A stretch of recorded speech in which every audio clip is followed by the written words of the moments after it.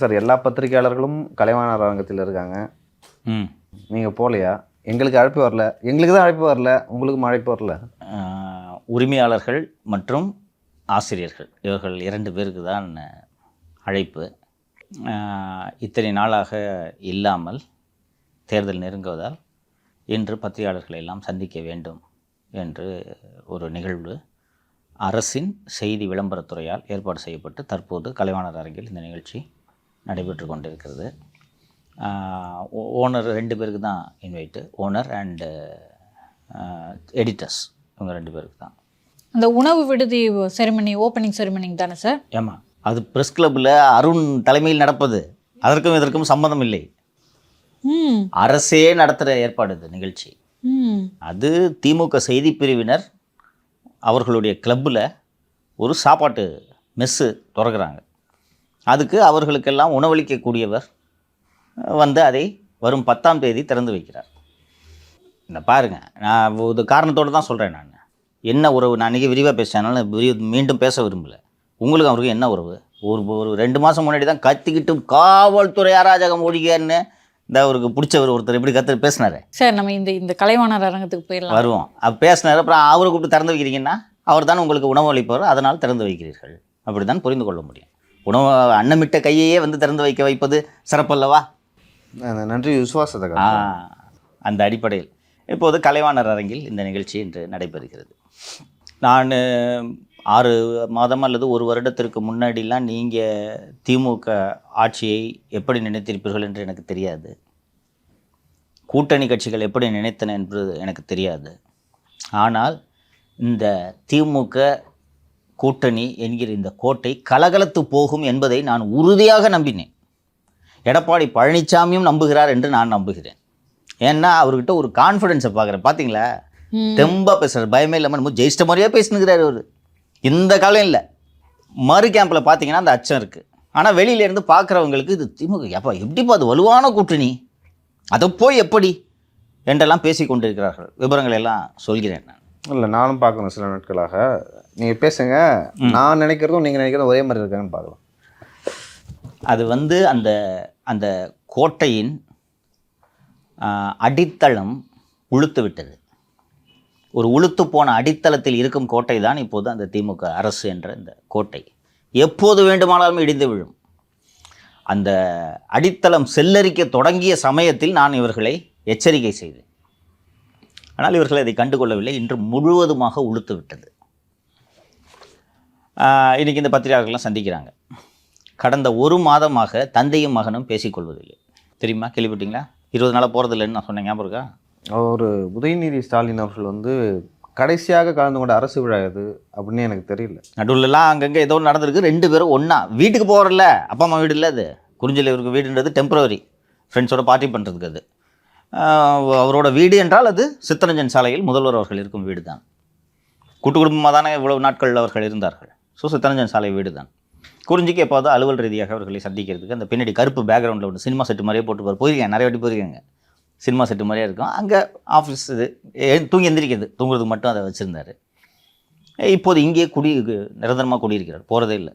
ஒரு குறிஞ்சிலத்தில் ஒரு கிட்டத்தட்ட 1 மாதம் கழித்து அங்கே செல்கிறார். இந்த பத்திரிகையாளர் சந்திப்பு அதன் பின்னணியில் நீங்கள் பார்த்தீர்கள் என்றால் புரியும். இப்போது திமுக தலைமையில் இருந்த அமைச்சர்களுக்கு ஒரு உத்தரவு பறந்திருக்கிறது. யாருக்கு இந்த முறை நிற்பதற்கு சீட்டு கொடுக்க வேண்டும், தொகுதியில் மொத்த தொகுதி செலவையும் தேர்தல் செலவையும் யாரால் பார்த்து கொள்ள முடியுமோ அவர்களுக்கு சீட்டு கொடுங்கள். அவர்களை அடையாளம் காண வேண்டியது அந்தந்த தொகுதியின் பொறுப்பு அமைச்சர்களை சார்ந்தது. இப்போ லியோ பல்லாவரத்தில் இருக்கார். பல்லாவரம் தொகுதி. அப்போ அது பல்லாவரம் தொகுதின்னு வச்சுங்க. பல்லாவரம் தொகுதியில் லியோ செலவு பண்ணக்கூடிய ஆள் சுற்றிட்டு இருப்பாங்க. நிறைய பேர் கையில் துட்டோடு சுற்றின்னு இருப்பாங்க. அதுபோல் சுட்டி கொண்டிருப்பவர்களே அடையாளம் காண வேண்டியது அந்த தொகுதியோட பொறுப்பு அமைச்சர். தாமான் பர்சன் வருவார்னு நினைக்கிறேன். தாமான் பர்சன் அந்த ஏரியாவில் லியோன்ற ஒருத்தன் நல்ல கையில் துட்டோடு இருக்கான். எவ்வளோ நாள் செலவு பண்ணுறேன்னு ரெடியாக இருக்கிறான். எப்படியும் ஒரு 20 இறக்குவான் அப்படின்னா தாமான் பர்சன் இவரை செலக்ட் பண்ணி மேற்பார்வை செய்ய இப்படி சொல்லிவிட்டார்கள். இப்போது அமைச்சர்கள் எழுப்பக்கூடிய கேள்வி என்னவென்றால், பணக்காரனை பார்த்து சீட்டு கொடுக்கணுன்னா 4 வருஷமாக பார்ட்டி ஃபண்டுன்னு வசூல் பண்ணிங்களே, அது எங்கே அப்படின்னு அமைச்சர்கள் கேட்குறாங்க. இதைத்தானே பிடிஆர் தியாகராஜன் சொன்னார். சன் ஹஸ் மேட் 15,000 crores, சன்னில்லா ஹஸ் மேட் 30,000 crores சொன்னார் இல்லவா? இதுதான் அந்த பார்ட்டி ஃபண்ட். அவர் சொல்லி 2 வருஷம் அது ஆடியோ வந்து அப்போவே 30,000 கோடி. பார்ட்டி ஃபண்டுன்னு சொல்லி தானே கலெக்ட் பண்ணுவாங்க. சென்ட்ரல் ஃபண்டுன்றாங்க அவங்க. சென்ட்ரல் ஃபண்டுன்னா மத்திய நிதி, அந்த இவர்களுக்கெல்லாம் சேர்த்து மத்திய தொகுப்பு நிதி. திமுக மத்திய தொகுப்பு நிதி அதான் கரெக்டாக இருக்கும். அதை வசூல் பண்ணிக்கலாம். அது எங்கன்னு கேட்குறேன். அதை எங்கன்னு சொல்லி நான் செலக்ட் பண்ணுறேன், நான் செலவு பண்ணுறேன் என்று சொல்கிறார்கள். இது ஒரு புறம்.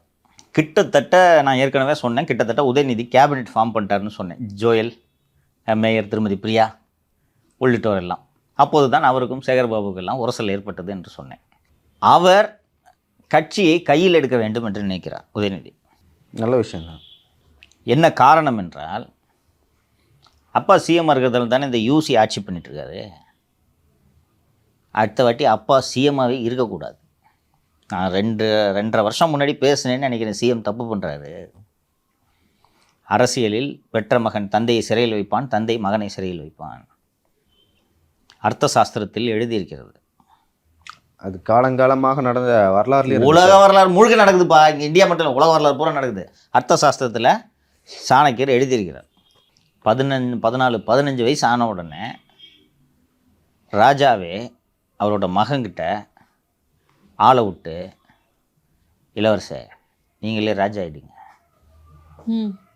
பெருசு ரொம்ப தொல்லை பண்ணுது என்று ராஜாவே ஏற்பாடு செய்து ஆளை அனுப்ப வேண்டும்.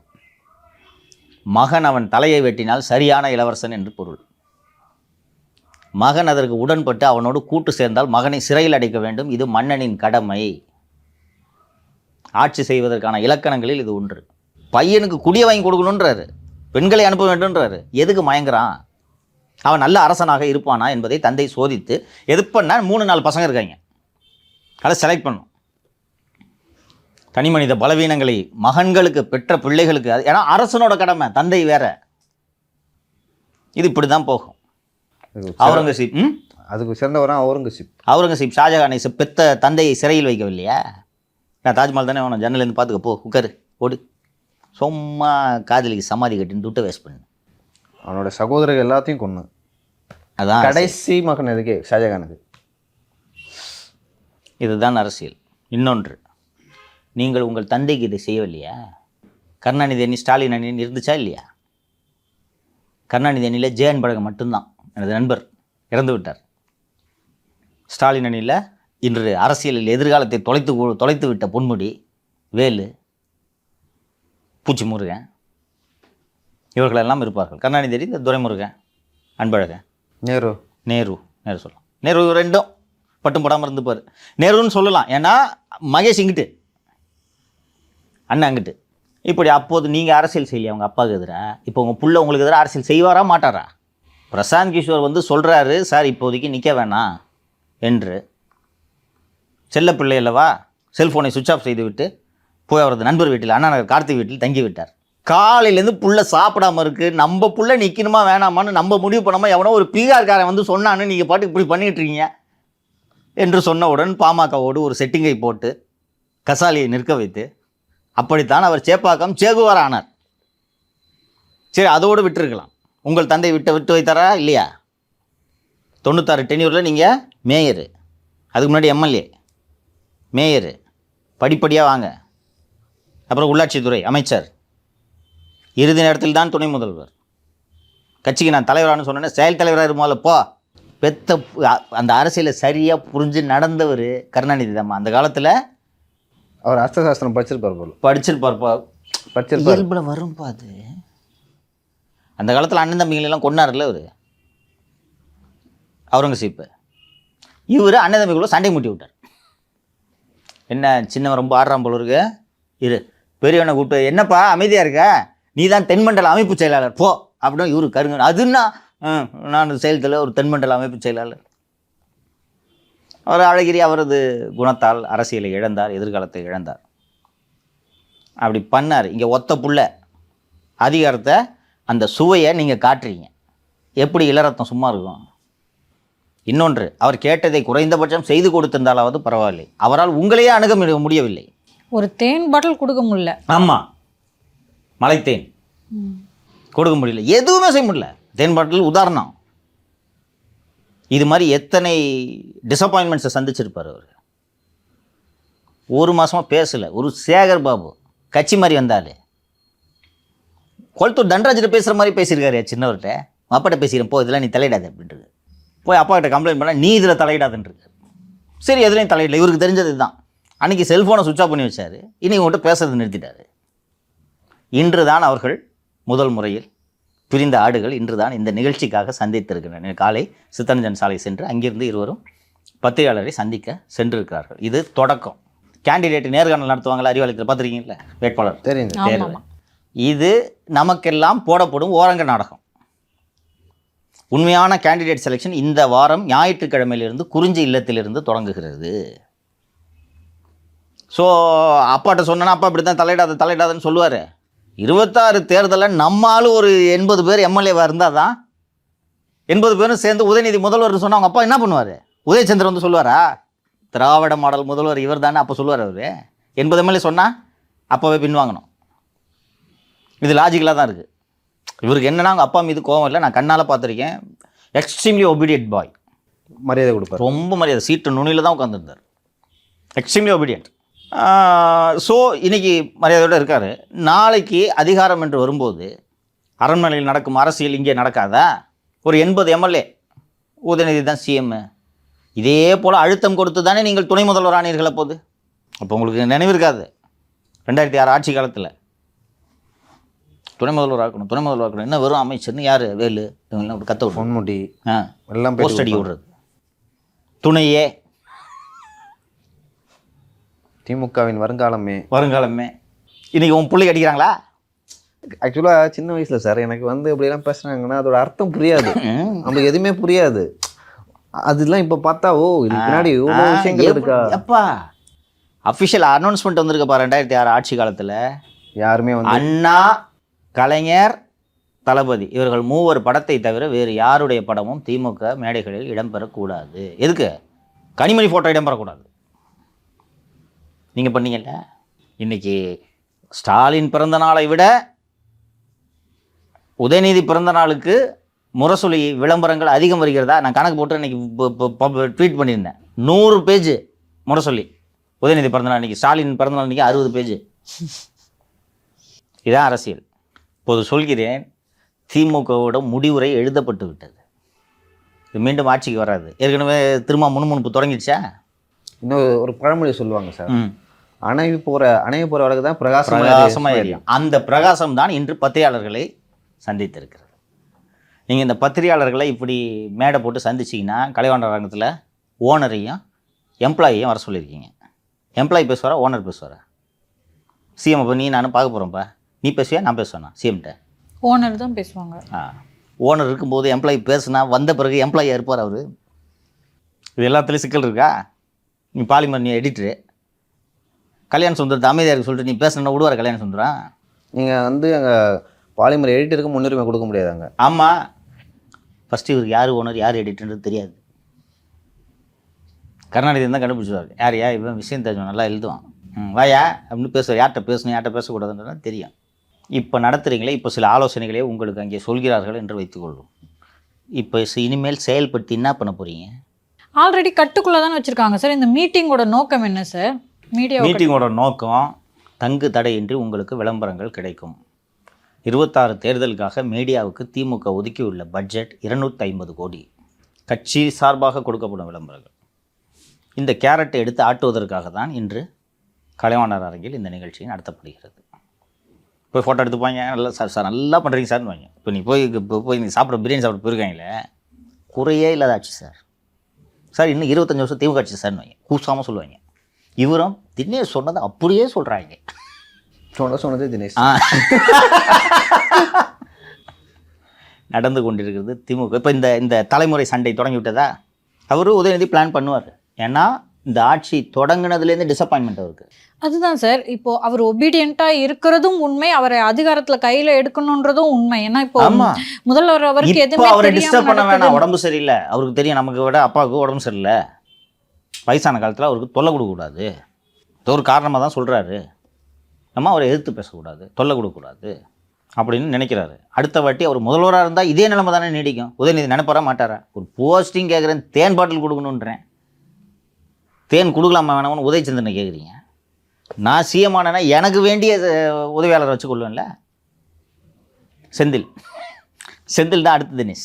செந்தில் தானே அப்பயே உதயநிதி பையன். செந்தில் தான் அடுத்த தினேஷ், உதயநிதிக்கு தினேஷ். இல்லை சார், உதயநிதி அவர்கள் வந்து இப்படி ஆசைப்படுறதுன்னு தவறு இல்லை. தவறு இல்லையே. யார் யாரோ டிசைட் பண்றாங்க ஒரு விஷயத்த. எக்ஸாக்ட்லி. நம்ம உடச்சு உதயநிதியோட ஆதங்கத்தில் நியாயம் இருக்கு. நீங்க கரெக்டாக சொன்னீங்க, சரியான பாயிண்ட் சொன்னீங்க. நம்ம ரோடா அழிஞ்சு ஓட்டு வாங்கினோம். உதயச்சந்திரனும் உமாநாத்தும் ரோடோட அழிஞ்சு ஓட்டு வாங்கினாங்களா? நான் கஷ்டப்பட்டு வந்திருக்கேன், எனக்கு அதிகாரம் இல்லை. ஒரு அதிகாரியை வந்த உதயச்சந்திரனுக்குன்னா அவ்வளோ அதிகாரம்னு உதயநிதி நினைக்கிறதுல என்ன தப்பு? இந்த ஆட்சி செய்யறதுலயும் சிக்கல்கள் இருக்க தானே சார் செய்யுது. தொடக்க முதலே சிக்கல்மா, இதுதானமா நான் சொல்லிட்டு இருக்கேன். இது எல்லாம் ஒன்றொன்றாக வெளிப்பட தொடங்குகிறது. அந்த மேற்பூச்சு அந்த கட்டிடத்தை பார்க்கும் பொழுது உங்களுக்கு மிகச்சிறப்பான கோட்டை இது, எத்தகைய எதிரிகளின் பீரங்கி வந்து துளைத்தாலும் இந்த கோட்டையை தகர்க்க முடியாது என்ற தோற்றம் உங்களுக்கு ஏற்படும். அதுவே விழுந்துடும். அதான் உதயநிதி அவர்களுடைய தலைமையின் கீழே ஆட்சி நடந்ததுல அதை நம்ம பார்த்ததில்ல. அப்படி இனி இருக்கும் எப்போதும் நடக்க போவதும் இல்லை சார். அப்படி இருக்கும்போது ஒருவேளை அவர் நல்லபடியாக ஆட்சி செஞ்சா அவர் எடுக்கிற இந்த முடிவு அதிகாரத்தை கைப்பற்றுதல் அப்படின்றது சரிதானே? அதுதான் அரசியலுக்கான இலக்கணம். அது அப்படித்தான் போகும். உதயநிதி இடத்தில் நீங்கள் இருந்தாலும் அதைத்தான் செய்வீர்கள். எல்லோரும் கனிமொழி போல எனக்கு அதிகாரம் வேண்டாம் என்று அமைதியாக இருக்க மாட்டார்கள். இருந்தார்கள் என்றால் அவர்கள் அரசியலுக்கு தகுதியானவர்கள் அல்ல. எப்படியாவது ஒரு மனிதனுக்கு பதவி வெறி வேண்டும், அவன்தான் அரசியல் தலைவனாக ஆக முடியும். பழனிசாமிக்கு அந்த பதவி வெறி இருக்கிறது, அதை நோக்கி போறார் அவர். அதோட கிளைப்பயன்கள் தான் மக்களுக்கு நன்மை செய்கிறது. இதெல்லாம் இதான் யதார்த்தம். இல்லை சரி, அதற்காக பழனிசாமி அவர்கள் அதற்காக வந்து எத்தனை பேரை வந்து காலி பண்ணார். அதான் அரசியல். அதான் அரசியல். அதான் இன்னைக்கு கடந்த ஒரு மாதமாக அதிமுக பாஜக கூட்டணி அமைந்தது முதல் ஓ பன்னீர்செல்வம் என்ற பெயரை செய்தித்தாளில் எங்காவது பார்த்தீர்களா? என்னென்ன பண்ணாரு ஞாபகம் இருக்கா? முடிஞ்சா இதான் அரசியல். பழனிசாமிக்கு எதிராக அந்த கூடாரத்திலிருந்து யாருமே பேசல. புலம்ப ஆரம்பிச்சிட்டார் கேசி பழனிசாமிலாம். தந்தி டிவிலையாவது கூட்டின்னு இருந்தாங்க, இனிமேல் அது கூட கிடையாது போல இருக்குது. பேசுறதுக்கு என்ன இருக்குது? புகழேந்தி சாபம் விடுறார், நல்லாவே இருக்க மாட்டீங்க, நாசமா போவீங்கன்றார். சசிகலா வந்து அந்த கட்சியை கைப்பற்றுவதற்கான எல்லா வாய்ப்புகளும் இழந்துட்டாரு அப்படி சொல்றாரு. இப்போதான் தெரிஞ்சுதா? ஸோ இதுதான் திமுகவின் இன்றைய நிலைமை. ஸோ இந்த பத்திரிகையாளர் சந்திப்பு எந்த வகையிலும் உதவாது. எழுதி வைத்துக் கொள்ளுங்கள். 4 ஆண்டுகளாக திராவிட முன்னேற்ற கழக அரசுக்கு துதிபாடி கொண்டிருந்த இந்த ஊடகங்கள் இந்த நேரம் தான் மக்கள் இன்னைக்கு விற்கணும் பத்திரிகை. உங்கள் டிவியை பார்க்கணும். அப்போது தேர்தல் நெருங்க அரசை எதிர்த்தால்தான் உங்கள் வியாபாரம் நடக்கும். நீங்கள் கொடுக்குற பணத்தையும் வாங்கிப்பாங்க. வாங்கிக்கிட்டு உண்மையை தான் பேச தொடங்குவாங்க. இன்னும் தொடங்கலை, பேச தொடங்குவார்.